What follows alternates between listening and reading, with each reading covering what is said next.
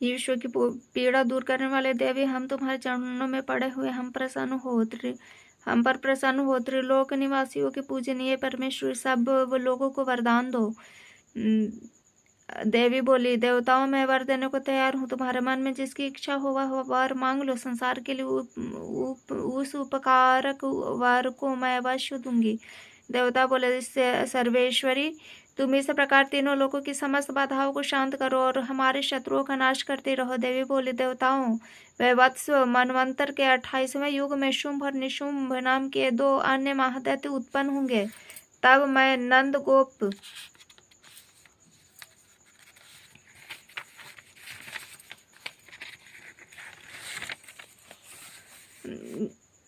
के घर में उनकी पत्नी यशोदा के गर्भ से अवतीर्ण हो विंध्याचल पर जाकर रहूंगी। उक्त दोनों असुरों का नाश करूंगी। फिर अत्यंत भयंकर रूप में पृथ्वी पर अवतार में वैप्रचित नाम वाले दानों का वध करूंगी। उस भयंकर महादैत्यों के भक्षण करते समय मेरे दांत अनार के फूल के भांति लाल हो जाएंगे। तब स्वर्ग में देवता और मृत्यु लोक में मनुष्य सदा मेरी स्तुति करते हुए मुझे रक्त दंतिका कहेंगे। फिर जब पृथ्वी पर 100 वर्षों के लिए वर्षा रुक जाएगी और पानी का अभाव हो जाएगा, उस समय मुनियों का स्तमन करने पर मैं पृथ्वी पर अयोनिजा रूप से प्रकट होऊंगी। मैं और 100 नेत्रों से मुनियों को देखूंगी। अतः मनुष्य शताक्षी इस नाम से मेरा कीर्तन करेंगे। देवताओं, उस समय मैं अपने शरीर से उत्पन्न हुई शाखों द्वारा समस्त संसार का भरण पोषण करूंगी। जब तक वर्षा न होगी तब तक मैं वे ही शाक सबके प्राण की रक्षा करेंगे। ऐसा करने के कारण पृथ्वी पर शाकंभरी नाम से मेरी विख्याति होगी। उसी अवतरण में मैं दुर्गम नाम के महादैत्य का भी वध करूंगी। इससे मेरा नाम दुर्गा देवी के नाम से प्रसिद्ध होगा। फिर मैं जब भीमा रूप धारण करके मुनियों की रक्षा के लिए हिमालय पर रहने वाले राक्षसों का भक्षण करूंगी, उस समय जब मुनि भक्ति से नतमस्तक होकर मेरी स्तुति करेंगे, तब मेरा नाम भीमा देवी के नाम से विख्यात होगा। जब अरुण नामक दैत्य तीनों लोकों में भारी उपद्रव मचाएगा, तब मैं तीनों लोकों का हित करने के लिए 6 पैरों वाले असंख्य भ्रमरों का रूप धारण करके उस महादैत्य का वध करूंगी। उस समय लोग भ्रामरी के नाम से चारों ओर मेरी स्तुति करेंगे।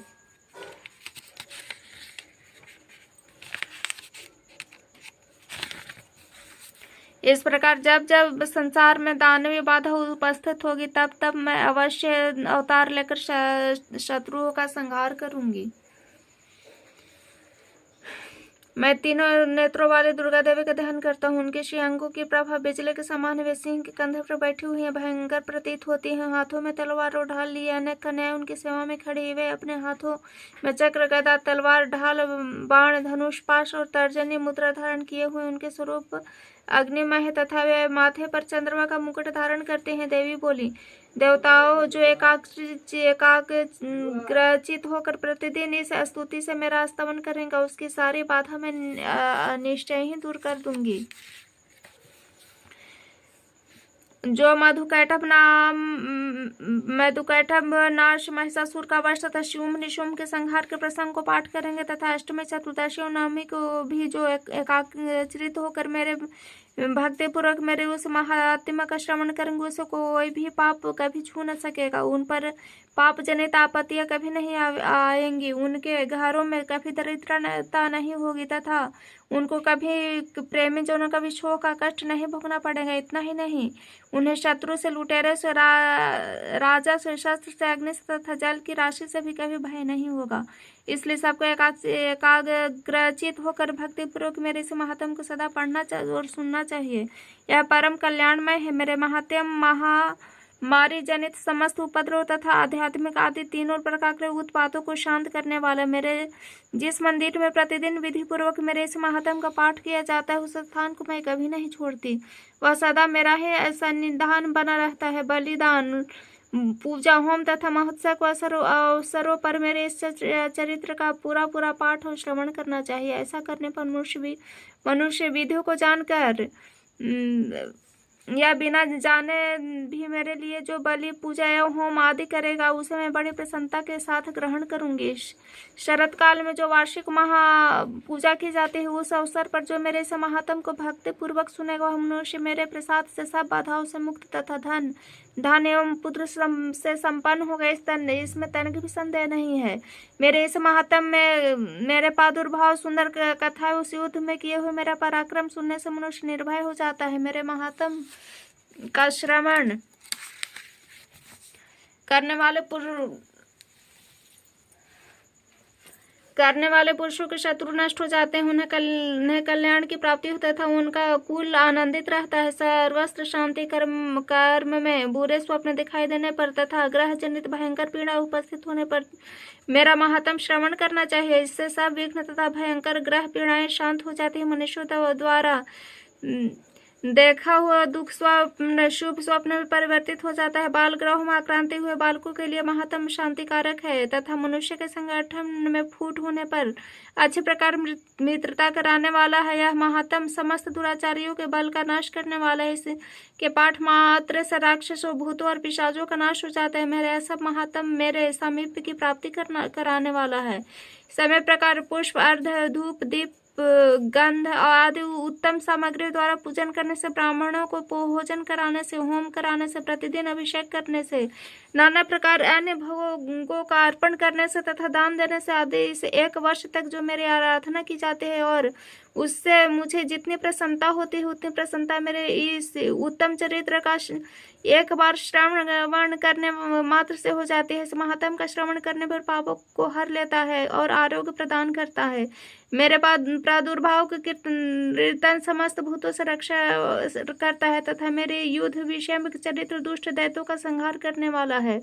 इसके श्रवण करने पर मनुष्य के शत्रु का भय नहीं रहता। देवताओं तुमने ब्रह्म महर्षियों जो मेरे स्तुतियाँ की हैं तथा ब्रह्मा जी ने जो स्तुतियाँ की हैं सभी कल्याणमय बुद्धि प्रदान करते हैं। मन में सुने मार्ग में अथवा दावानल से घिर जाने पर, निर्जन स्थान में लुटेरों के दाव में पड़ जाने पर या शत्रुओं से पकड़े जाने पर अथवा जंगल में सिंह व्याघ्र या जंगली हाथियों के पीछा करने पर, कुपित राजा के आदेश से वध या बंधन के स्थान में ले जाए जाने पर अथवा महासागर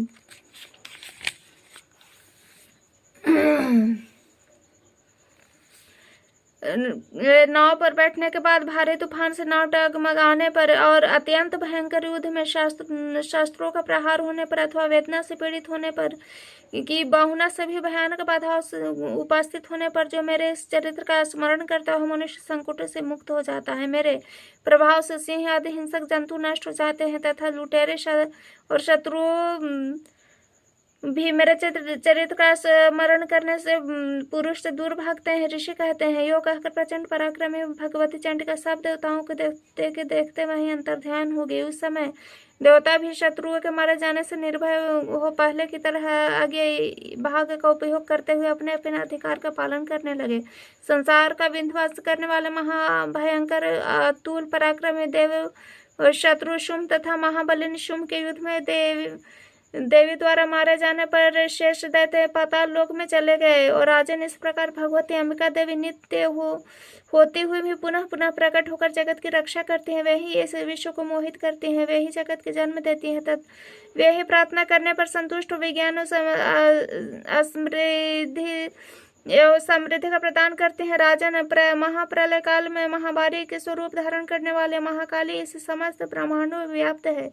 वे ही समय समय पर महामारी होती है, वे ही स्वयं अजन्मा होती हुई सृष्टि के रूप में प्रकट होती हैं। वे सनातनी देवी के समय अनुसार संपूर्ण भूतों को रक्षा करते हैं। मनुष्यों के अबुद्धि के समय वे ही घर में लक्ष्मी रूप से स्थित हो उन्नति प्रदान करते हैं। वे ही अभाव के समय दरिद्रता बन के विनाश का कारण बना देती हैं। पुष्प धूप गंध आदि से पूजन करके उनकी स्तुति करने पर वे धन पुत्र धार्मिक बुद्धि तथा उत्तम गति प्रदान करती हैं। जो उदय काल के सूर्य मंडल से कांति धारण करने वाले, जिनके 4 भुजाएं हैं, 3 नेत्र तथा जो अपने हाथों में पाश अंकुश वार एवं अभय मुद्रा को धारण किए रहते हैं, उन शिवा देवी को मैं ध्यान करता हूँ। ऋषि कहते हैं, राजन इस समय प्रकार मैंने तुमसे देवी के उत्तम महत्व का वर्णन किया। जगत को धारण करती उस देवी का महत्तम वर्णन किया है। जो इस जगत को धारण करती उन देवी का ऐसा प्रभाव है कि वही विद्या उत्पन्न करते हैं। भगवान विष्णु के माया स्वरूप उस भगवती के द्वारा ही तुम ये वैश्य तथा अनन्य विवेकी जन मोहित होते हैं। मोहित हुए तथा आगे भी मोहित होते रहेंगे। तुम उन्हीं के परमेश्वरी की शरण में जाओ। आराधना करने पर वे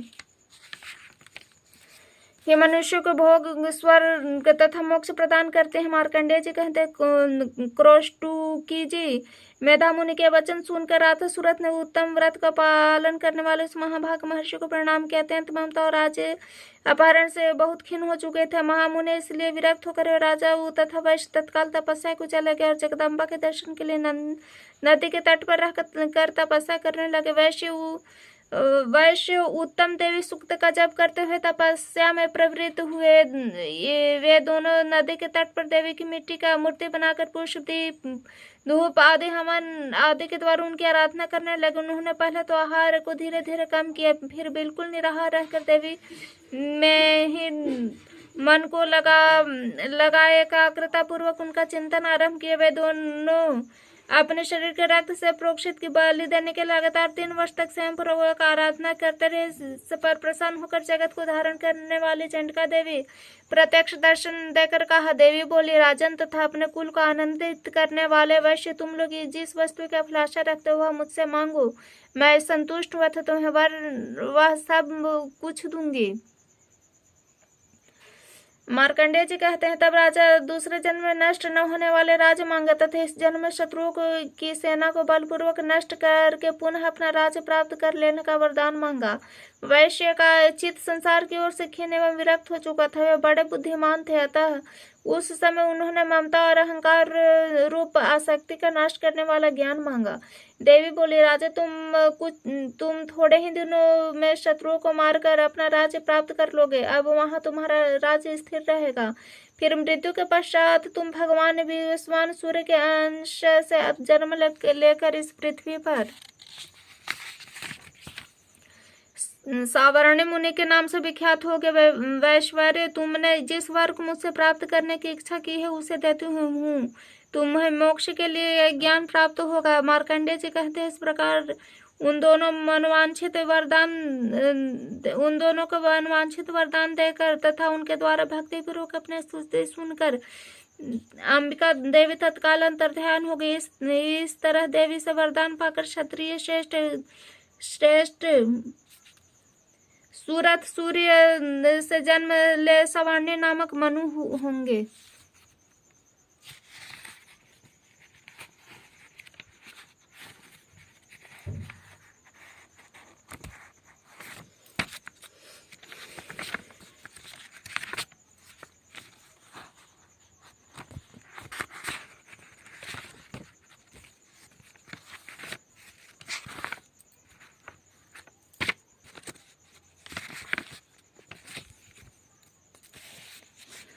माँ, मैंने मंत्र जानता हूँ न यंत्र। अहो, मुझे स्तुति का भी ज्ञान नहीं है। आवाहन का पता है, न ध्यान का, स्तोत्र और कथा की भी जानकारी नहीं है। न ही तुम्हारी मुद्राएं जानता हूँ, नहीं मुझे व्याकुल होकर विलाप करने ही आता है। परंतु एक बात जानता हूँ, केवल तुम्हारा अनुसरण, तुम्हारे पीछे चलना, ये जो सब क्लेशों को, समस्त दुखों विपत्तियों को हरने वाला है, सबका उद्धार करने वाले कल्याणमयी माता। मैं पूजा की विधि नहीं जानता, मेरे पास धन की भी अभाव है।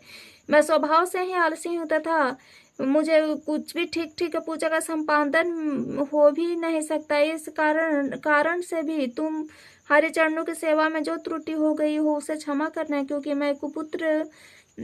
कुपुत्र होना संभव, किंतु माँ कभी कुमाता नहीं होती। माँ, इस पृथ्वी पर तुम्हारे सीधे साधे पुत्र तो बहुत होंगे, किंतु मैं उन सब से भी अत्यंत चपल तुम्हारा बालक हूँ। मेरे जैसा चंचल कोई विरला ही होगा। शिवे, जो यह त्यागा हुआ यह तुम्हारे लिए कदाचित उचित नहीं, क्योंकि संसार में कुपुत्र तो होना संभव है, किंतु कभी भी माता कुमाता नहीं होते। जगदम्ब माता, मैं तुम्हारे चरण कमलों की सेवा कभी नहीं की। देवी, तुम्हें अधिक धन भी समर्पित नहीं किया, तथापि मुझे जैसा अधम पर जो तुम अनुपम स्नेह करती हो, इस कारण यही है कि संसार के में कुपुत्र पैदा हो सकते हैं, किंतु कभी कुमाता नहीं होती। गणेश जी को जन्म देने वाले माता पार्वती अन्य देवताओं की आराधना करने पर नाना प्रकार की सेवाओं में व्यग्र रहना पड़ता है, इसलिए 85 वर्ष से अधिक अवस्था हो जाने पर भी मैं देवताओं को छोड़ दिया। अब इसकी सेवा पूजा मुझसे नहीं हो पाती, अतः इनसे कुछ नहीं सहायता मिलने की आशा है। इस समय यदि तुम्हारी कृपा नहीं